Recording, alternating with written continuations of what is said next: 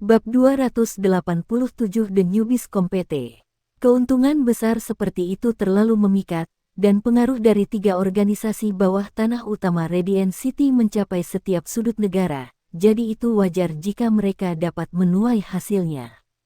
Setiap tahun memberi mereka keuntungan tak terukur, dan ini bahkan dalam keadaan di mana negara memonopoli industri, sementara memerintah logam langka sebagai sumber daya strategis. Negara itu bahkan telah melarang ekspor. 3 organisasi bawah tanah menamakan kompetisi ini Turnamen Insinyur Jiwa Elit Kota Radiant, dan ini mendukung reputasi turnamen Master Jiwa Pemuda Elit-Elit. Huo Yuhao memutuskan untuk memilih organisasi bawah tanah terkuat dari ketiganya, karena organisasi ini juga secara diam-diam terpinggirkan dan dijepit oleh 2 lainnya. Aliansi Dusquater. Dia adalah satu-satunya yang tahu alasan di balik keputusannya. Putaran awal Aliansi Dusquater ditetapkan untuk dilaksanakan di sebuah hotel mewah di pusat kota. Salah satu alasan mengapa tempat ini dipilih adalah karena hotel ini tidak jauh dari Brilliant Delight Hotel, sehingga para peserta tidak perlu melakukan perjalanan terlalu jauh. Bagaimanapun juga Huo Yuhao tidak mobile, dan perjalanan panjang akan menjadi beban baginya. Dia tidak bisa membiarkan Wang Donger mendorongnya berkeliling di dalam kota. Green Hotel memiliki nama yang unik dan khas. Itu sedikit lebih dari 1 kilometer jauhnya dari Brilliant Delight Hotel, dan hanya 2 kilometer dari istana kerajaan Sun Moon Empire, yang terletak di lokasi yang sangat prima dan menguntungkan. Namun, orang sering salah menyebutkan namanya, sehingga orang mudah salah memahami tempat ini sebagai Romantic Love Hotel. Namun, karena fakta inilah ia menjadi cukup terkenal.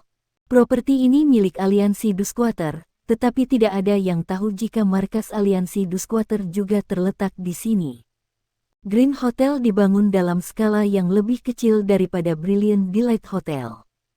Hanya ada 5 tingkat di atas tanah, tetapi mereka yang akrab dengan hotel ini mengerti bahwa zat sebenarnya ada di bawah tanah. Ada 4 pria berotot yang mengenakan jubah prajurit hitam berdiri di luar pintu utama hotel. Mereka semua lebih dari 2 meter, dan mereka mengamati kerumunan orang yang berjalan dengan mata sedingin es.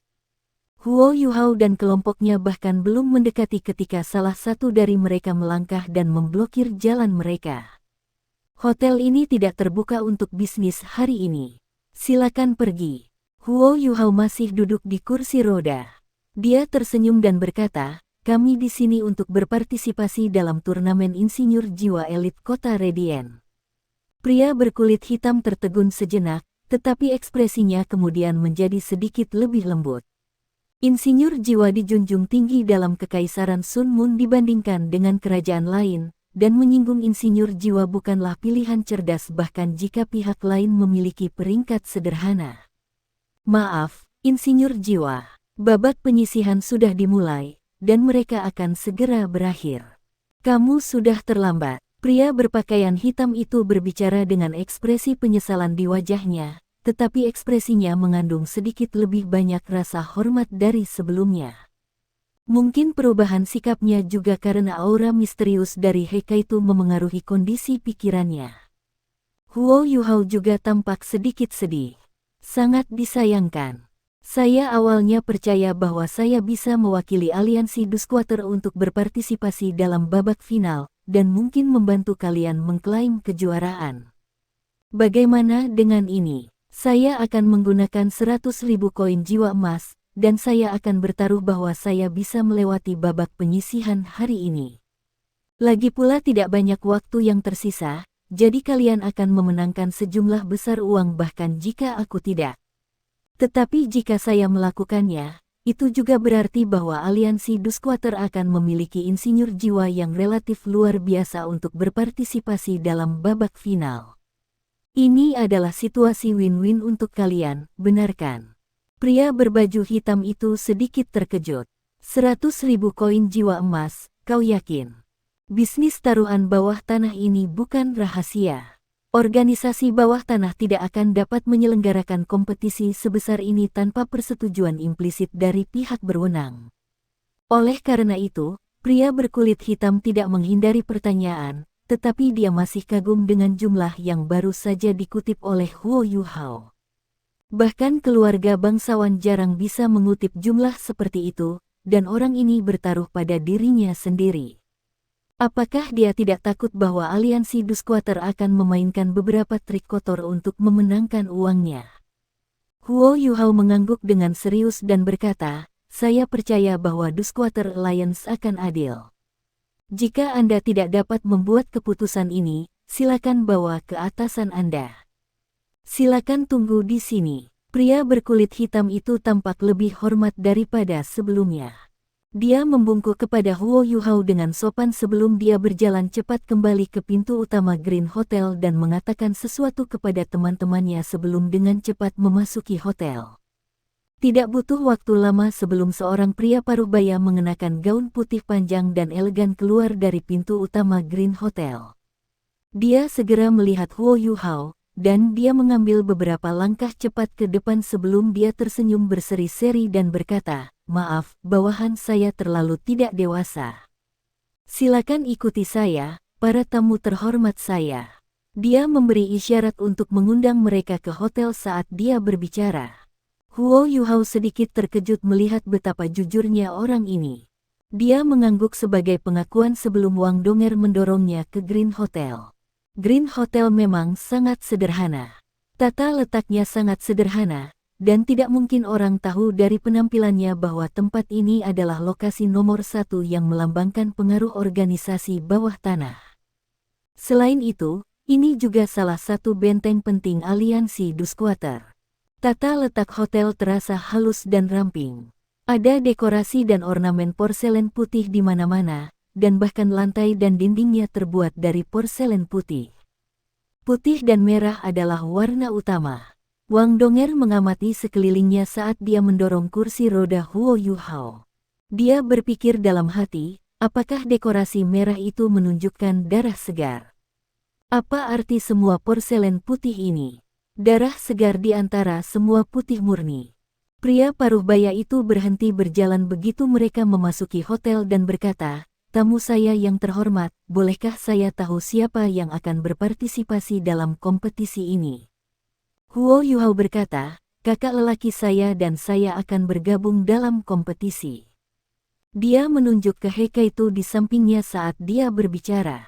Pria parubaya itu menganggukkan kepalanya dan berkata, "Bagaimana saya berbicara dengan kalian berdua?" Huo Yuhao menjawab, "Kakak laki-laki saya bernama Tang Xi, dan saya dipanggil Tang Wu." Mata pria parubaya itu berbinar. Dia jelas bisa mengatakan bahwa mereka berdua menggurui dia, dan bahwa ini jelas bukan nama asli mereka. Namun, dia tidak tahu bahwa Huo Yuhao tidak datang dengan nama-nama ini secara acak. Nenek moyang Tang Sekte bernama Tang San, jadi dia pasti tidak akan membuat nama yang identik untuk dirinya sendiri. Karena itu, ia datang dengan Tang Xi dan Tang Wu. Pria itu tidak melanjutkan masalah ini lebih jauh. Banyak insinyur jiwa memiliki preferensi dan reservasi sendiri, dan banyak orang masih relatif berhati-hati. Karena mereka berpartisipasi dalam kompetisi bawah tanah, ada beberapa kontestan yang menggunakan nama palsu. Organisasi-organisasi bawah tanah ini juga jelas tidak memegang kendali para insinyur jiwa ini berdasarkan nama mereka. Penting bagi organisasi-organisasi ini untuk tidak menyelidiki informasi pribadi para insinyur jiwa ini, karena organisasi-organisasi ini hanya dapat menyimpannya di sini jika mereka memberikan manfaat. Kompetisi telah berlangsung cukup lama, dan akan segera berakhir. Waktu adalah esensi. Mengapa kalian berdua tidak memverifikasi bahwa kalian adalah insinyur jiwa pertama, dan saya akan segera mengatur entry Anda ke dalam kompetisi. Juga, tentang taruhan yang baru saja Anda sebutkan. Huo Yuhao mengangkat tangannya, dan Wang Donger melewati kartu emas gelap dari belakangnya. Ini adalah kartu VIP emas hitam Auspicious Gold Bank yang dapat digunakan di seluruh benua. Xiaona, ikuti tuan ini setelah itu untuk memasang taruhan kita. Huo Yuhao berbicara dengan jelas ketika dia mengangkat tangan kanannya, dan pria parubaya itu melihat kilatan di depan matanya sebelum belati pendek muncul di tangan kanan Huo Yuhao. Sinar cahaya putih melonjak ketika aura pedang setajam pisau melayang ke udara dan melolong nyaring ke langit. Metode Heikaitu bahkan lebih sederhana. Dia mengangkat tangannya dan melepaskan meriam jiwa yang sangat besar, yang dia tunjuk pada pria paruh baya itu. Keringat dingin keluar dari dahi pria itu, dan dia buru-buru berkata, "Tenang, teman-teman. Anda telah diverifikasi, sepenuhnya diverifikasi." Huo Yuhao tersenyum tipis dan berkata, "Karena kamu mengatakan bahwa kita tepat waktu, maka bawa kita ke sana secepat mungkin." Dia secara bertahap menarik belati macan putih saat dia berbicara. Huo Yuhao selalu membawa-bawa satu-satunya barang yang ditinggalkan ibunya. Dia bukan lagi pemuda yang belum dewasa seperti dia, dan dia telah melakukan beberapa penelitian dan investigasi terhadap belati macan putih. Dia menyadari bahwa White Tiger Dagger miliknya adalah alat jiwa pertempuran jarak dekat kelas 5, dan ia memiliki keterampilan jiwa yang disebut Devor. Selama serangan lawannya tidak melebihi batas penyerapan White Tiger Dagger-nya, belati itu bisa memakan serangan itu dan mengubahnya menjadi kekuatannya sendiri, yang akan dirilis pada serangan berikutnya. Kembali ketika ia pertama kali memasuki hutan bintang besar Do bertahun-tahun yang lalu, ia mengandalkan karakteristik khusus White Tiger Dagger untuk bertahan hidup setelah ia disergap oleh binatang jiwa 10 tahun itu. Manajer itu menyeka keringat dingin dari alisnya saat dia mengantar Huo Yuhao dan yang lainnya ke beberapa elevator jiwa di daerah bagian dalam hotel. Dia menggunakan pemancar jiwa untuk menyampaikan beberapa pesan sebelum dia mengarahkan mereka berempat naik lift. Lift turun, dan berhenti setelah sekitar 10 detik. Ketika pintu lift terbuka lagi, hiruk-pikuk kebisingan bisa terdengar, bersama dengan aroma kuat kertas dan logam yang menghembus ke wajah mereka. Adegan ini sangat berbeda dari kesederhanaan lobi utama. Kemegahan dunia bawah tanah hotel yang berkilau memukau semua orang. Segalanya emas, bahkan cermin. Rasanya seolah-olah dunia bawah tanah ini seluruhnya terbuat dari emas. Manajer itu membawa mereka keluar dari lift, dan mereka menyeberangi aula melingkar yang mewah sebelum mereka masuk melalui pintu tepat di depan mereka. Ada 2 penjaga berdiri di dekat pintu, yang segera membuka pintu besar ketika mereka melihat manajer. Rasanya seperti mereka telah memasuki dunia lain begitu mereka melangkah masuk. Tidak ada banyak cahaya di tempat ini, dan cahaya apa di sana tampak jauh lebih lembut. Namun, besarnya tempat ini menyebabkan Huo Yuhao bereaksi dengan takjub. Mereka berada di dalam aula berkubah bundar, di mana langit-langit aula tampaknya terbuat dari garis-garis emas yang tak terhitung yang tertata secara teratur dan berirama. Kubah besar menyediakan cahaya yang cukup untuk aula yang luas, dan deretan kursi terbentang rapi di lorong, sementara ada eskalator spiral yang mengarah ke atas di sekitar kursi. Ada ruangan melingkar di ujung setiap pelarian eskalator jiwa, dan tidak ada cara untuk mengatakan dengan mata telanjang bagaimana kamar-kamar itu hanya melayang di udara. Ada 8 set eskalator jiwa ini dan ruang-ruang melayang, dan membentuk lingkaran di sekitar tempat itu. Ada platform melingkar di tengah aula dengan diameter setidaknya 30 meter. Itu tidak seluas panggung kompetisi elit-elit jiwa Master Turnamen, tapi itu cukup spektakuler. Bagaimanapun, ini adalah bagian dari dunia bawah tanah. Ada banyak meja logam di atas panggung saat ini, dan cahaya berkedip dari waktu ke waktu. Ada beberapa meja logam di sekitar platform melingkar, dan lebih dari 100 meja logam di platform tengah. Beberapa meja logam sudah kosong. Ada baris demi baris kursi beludru safir di sekitar panggung kompetisi, dan mereka penuh sesak dengan orang. Namun, mereka semua sangat pendiam, dan mereka memperhatikan orang-orang yang bekerja keras di meja logam. Perkiraan konservatif akan menempatkan jumlah orang di antara penonton di lebih dari 2.000, dan orang bisa tahu dari pakaian dan aksesori mereka bahwa mereka semua relatif baik. Huo Yuhao telah menemukan dari Nana bahwa hanya ikan paus yang telah bertaruh lebih dari 10.000 koin jiwa emas yang dapat menyaksikan kontes secara langsung. Warga normal lainnya yang juga memasang taruhan hanya bisa menonton dari tempat taruhan luar organisasi bawah tanah ini. Ini hanyalah salah satu dari banyak wilayah kompetisi, dan sudah ada beberapa ratus insinyur jiwa di bawah usia 30 yang berpartisipasi dalam kontes. Kontes hebat pasar gelap memang memikat. Maaf, berapa banyak orang dari aliansi Dusquater yang berpartisipasi dalam kompetisi? Huo Yuhao bertanya kepada manajer yang memimpin jalan. Pria paruh baya itu menjawab dengan hormat, kami memiliki total 264 insinyur jiwa yang berpartisipasi dalam kompetisi. Kami akan memiliki 266 jika kami menyertakan Anda berdua. Beberapa insinyur jiwa ini telah menyelesaikan proyek mereka. Kontes hari ini hanya babak kualifikasi, jadi kami hanya meminta peserta untuk membuat alat jiwa kelas 3 untuk lulus penilaian. Tentu saja, Anda harus menyelesaikan proyek dalam jangka waktu tertentu. Lihat di sana, meja setiap insinyur jiwa memiliki jam pasir. Namun, hanya setengah jam pasir yang tersisa untuk beberapa insinyur jiwa terakhir yang bergabung dalam kontes, dan itu berarti Anda hanya memiliki sekitar 1 jam lagi. Aku ingin tahu apakah kalian berdua punya cukup waktu. Huo Yuhao tersenyum, dan sudut mulutnya mengalir dengan keyakinan dan kebanggaan yang halus.